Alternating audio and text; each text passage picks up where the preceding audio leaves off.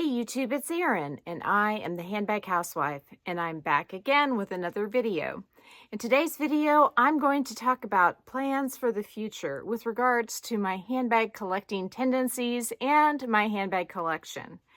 I just counted in total all of my luxury and contemporary handbags that I currently have in my possession, minus the totes. I don't count totes as handbags. They're like a necessity that you have to have for travel or to go to the pool or stuff like that. And I just don't consider those as part of my collection. Now, perhaps if I ever bought a Neverfull, I might, but with my Longchamp totes, I don't count those as handbags per se.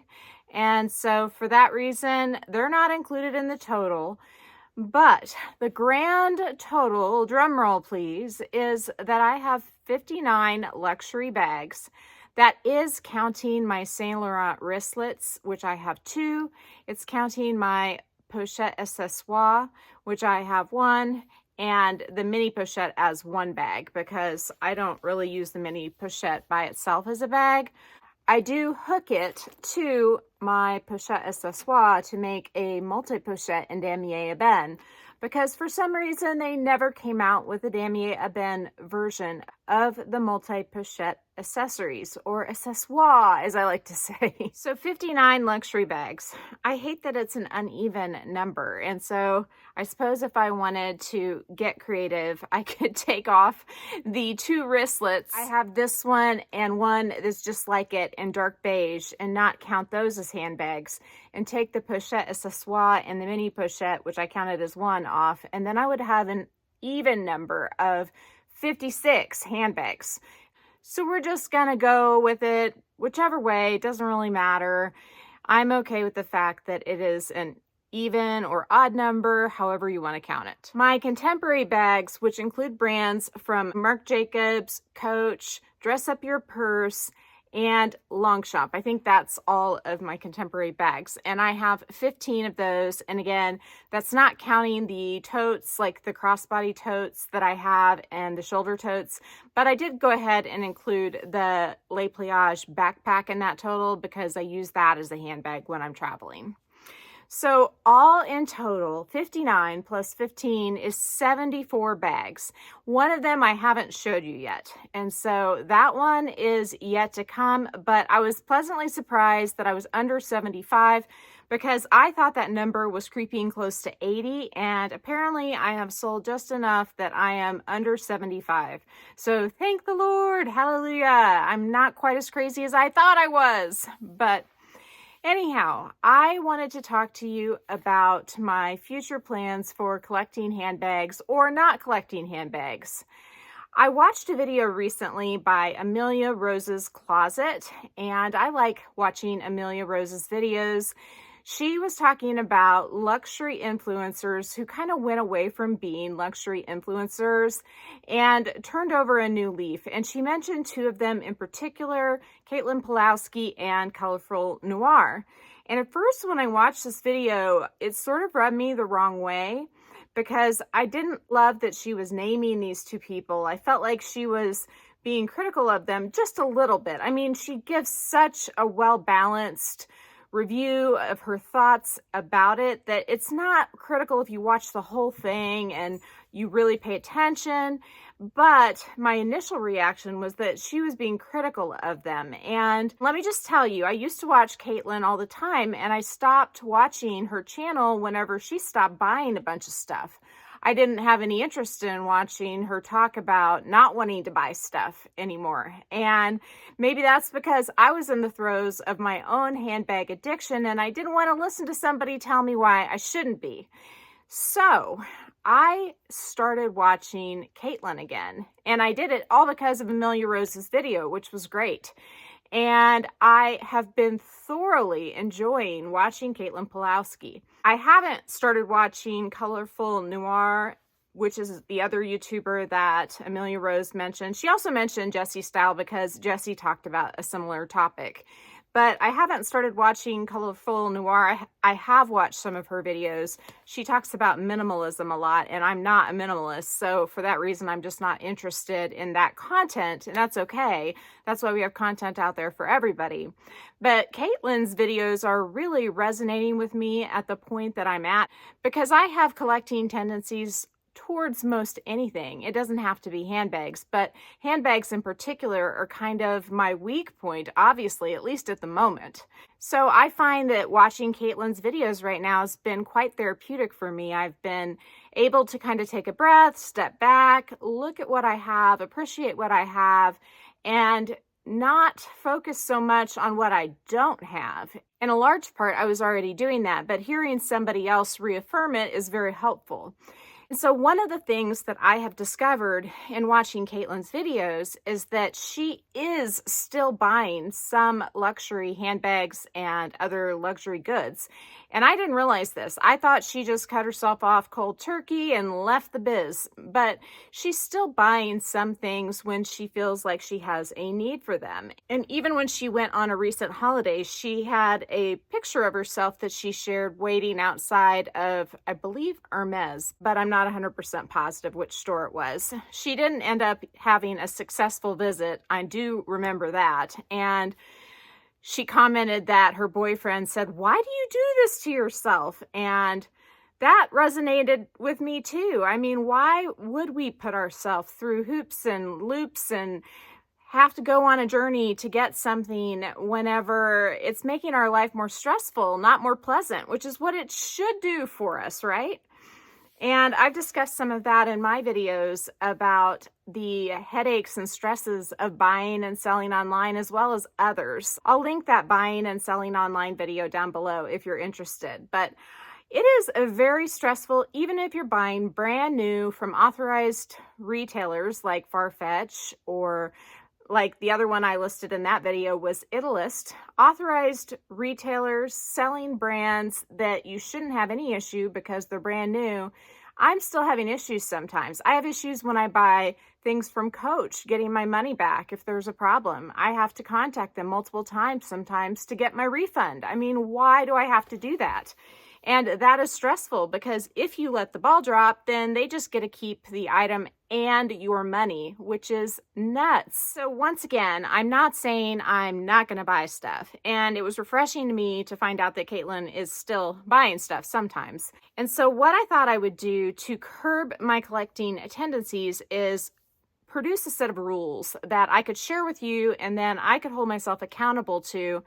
I have done this in the past. I did this last fall and I failed horribly. I said in a video that I was going to only buy a certain amount of bags before the end of the year and I failed, and you know, it is what it is. I failed. So I'm not saying that I'm going to be 100% successful in this venture, but I'm thinking that I'm in a different place now than I was then, because I have went now 2 weeks without buying any handbags, and I feel like that is a good foundation for what I am planning to do.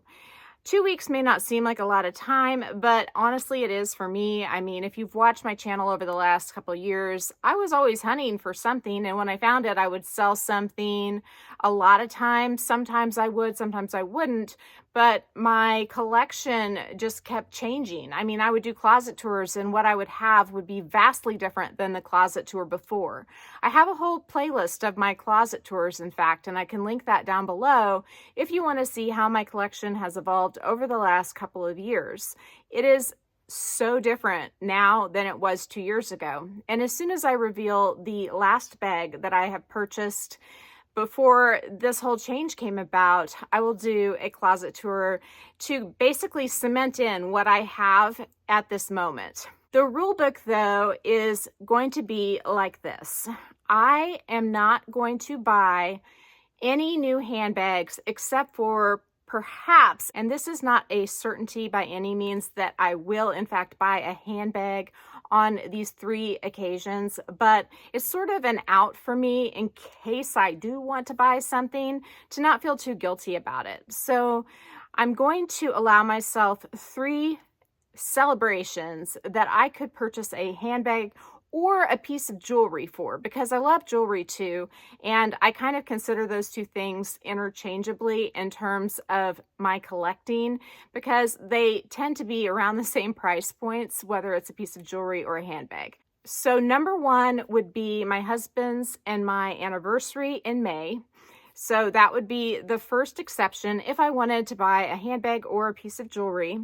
The next one would be in October for my birthday.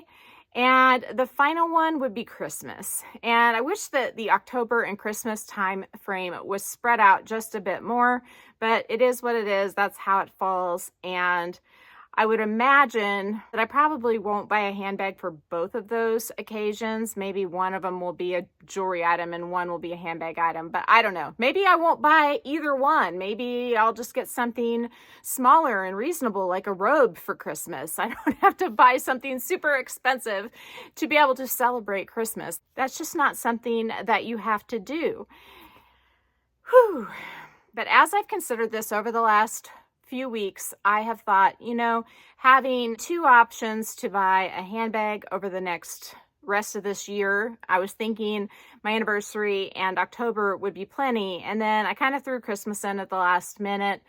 I don't know if that was wise or not, and it may or may not come to fruition. We'll see, but that's sort of afterthought, I guess you could say. Now, if I see something in the meantime that I feel like I have to have, my thought is that I have to pick one of the 74 bags in my collection at least to be able to get that new shiny thing. And I really love all 74 bags in my collection. And I'm not going to tell you that I can pick just a wristlet and sell it for a Chanel Classic flap. Oh no, it has to be something that is the majority of the cost of the new item. So at least 2/3 of the cost of the new item has to be, I guess, able to be secured before that new item can come my way. So, if I sell to Rebag and they offer me 40% of the value of my product, then I'm going to have to sell more than one to be able to get that shiny new thing, unless Rebag has an amazing deal. That said, I don't think I want to deal with Rebag, so I'm not sure why I'm even listing them as an example. The platforms that I trust right now for pre-loved luxury goods are really just Fashionphile and eBay, if it goes through their authenticity center. I don't really trust Rebag, and the whole point of this exercise of minimizing my spending is so that I am not as stressed out, because every time I buy something online, whether it is from a person, a resale site, the store itself, or a department store, I'm always nervous when I get it if it's going to have some defect or it's going to be not as described in the pre-loved market. Then, whenever I do decide to return said item that has a problem, I'm worried until I get my money back. And I just don't want to deal with that stress on a daily basis, on a weekly basis, on a monthly basis. So I figured if I limited my amount of purchases down to those 3 exceptions I mentioned at the beginning, that would really help. And looking around my collection, I just don't see anything that I want to give up. I mean, it's going to take something really special for me to be able to let go of 1 or 2 or 3 of the items I have and potentially take substantial losses in the process to get that said shiny new item. I have been swayed in the past to do that. Don't get me wrong. I mean, I have sold 3 bags for 1 bag. You saw that with my Stardust Speedy 20. I sold 3 bags to Rebag to get this 1 bag. And I'll link that video down below too. I'll link lots of videos, but I sold a Valentino Roman stud bag, a Prada Saffiano camera bag, and a Croisette minus its strap to get this 1 bag, which is cuckoo. Why did I do that? Well, I love the results, so I guess it is a happy ending in this case. But the whole time that my items were in transit to Rebag, they were evaluating them. And then when they sent me the item back and it was in transit, until the moment I opened it up and saw everything was okay, I was stressed out. And you know what? That took 21 days. 21 days of my life to secure that beautiful item. But was it worth the stress? I would venture to say no, it was not. And so These are the reasons why I don't want to do what I've been doing to the same extent. I have lots of great ideas. I have like two just off the top of my head with what's sitting around me. I have many, many more that have swirled around over the last few days in the shower sometimes, in bed, wherever I am, I'm thinking.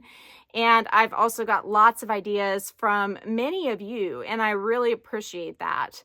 And so never fear, we have lots of content, lots of handbag content to cover, a little bit of styling content upcoming as well. And if you didn't get a chance to watch my styling video that I did in the last video, make sure to check it out. It is representing a brand called Zigu. And I don't work with them all that often. I work with them from time to time, but it's mainly just to show you how I pair handbags with different types of clothing, not necessarily just with Zigu, but to show you how different types of outfits go with different types of bags for my particular lifestyle. So I hope you don't see it as too like sales pitchy, but I thought it would be a fun way to bring some style into my wardrobe that is beyond wearing a hoodie and a pair of sweatpants, which is kind of my uniform a lot of days. For those of you out there who follow me and have watched my subscriber count grow, I don't know if you noticed, but I hit a major milestone over the last few days, and that was 6,000 subscribers. And I wanted to give back to all of you by doing a giveaway. I'm not going to announce it in the title. I just want to give it away to anybody who made it to the end of this video. And the giveaway is going to be a dress up your purse pochette accessoire. This is just, I think, a little bit larger than the Louis Vuitton pochette accessoire, not the newest model, but what they called the new model for a long time. And this is in all vachetta. I have treated it with Colonel Carbon Pro. I never carried it besides just to model it for you on the channel. I think it's great, but I don't use my pochette accessoires that much. They just don't hold quite enough for me for a daily bag. I use them primarily when I go to things like amusement parks and ball games and stuff like that. And I would worry about carrying an all vachetta one in those instances. And so this one is in pristine, brand new condition, and comes with an adjustable strap. And as you can see, you can wear it as a long shoulder bag, or you can unsnap this and wear it as a crossbody. And it comes with a cute chain, which is actually better than the one that comes with the multi-pochette accessoire because it does have the clips on it. So you don't have to have kind of a weird funky clipping system going on to be able to attach the chain to the larger version of the pochette on that bag. If you want to enter to get this particular item, just put a unicorn emoji down below and write something about my channel that you have enjoyed over the years, or if you're a new subscriber, why you subscribed, just something relating to my channel. I'll know that you've entered because of the unicorn emoji, and then I will reply back to your comment to contact me on Instagram or email. And I always list my Instagram and email down in the description box, and I also always say what it is when I end my videos. Only reach out directly to me with the contact information that's down in my description box, because nobody can mess with that except for me, and I don't want anybody to get scammed. That has happened in the past, and that's just terrible. Makes the whole thing not fun, right?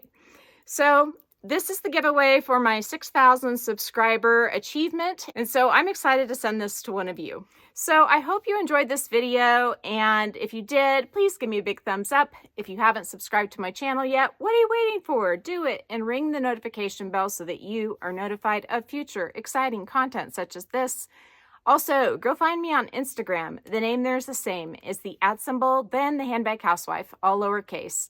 You can DM me there, or you can email me at thehandbaghousewife@gmail.com. If I don't hear from you, I will see you again real soon. Take care and have a fabulous day. Bye.